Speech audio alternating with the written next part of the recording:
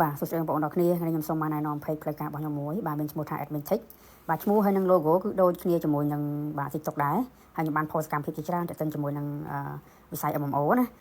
បាទអញ្ចឹងសូមបងប្អូនទាំងគ្នាសូមជួយចុច like page ឬជា follow page និងជួយ share រាល់វីដេអូដែលខ្ញុំបាន post នៅលើ TikTok ណាហើយមួយវិញទៀតងាយស្រួលទេបងប្អូនគាត់នៅវាយកន្លែងពាក្យ search ហ្នឹងវាយពាក្យថា Admin Tech អក្សរធំទាំងអស់មកគឺ load ឈ្មោះរបស់ខ្ញុំមកណាបាទបន្ថែមពីនេះនៅក្នុង page របស់ខ្ញុំផងដែរគឺខ្ញុំក្រុងក្នុងការធ្វើការ live ណាខ្ញុំនឹង live រៀងរាល់ថ្ងៃសុក្រប៉ុន្តែសម្រាប់ម៉ោងខ្ញុំនឹងបញ្ជាក់ប្រាប់បងប្អូនតាមក្រោយដោយសារតែខ្ញុំនឹងមានការ clear ការងារឲ្យបានរួចរាល់សិនអញ្ចឹងរាល់ថ្ងៃសុក្រគឺខ្ញុំនឹងចាប់ផ្ដើម live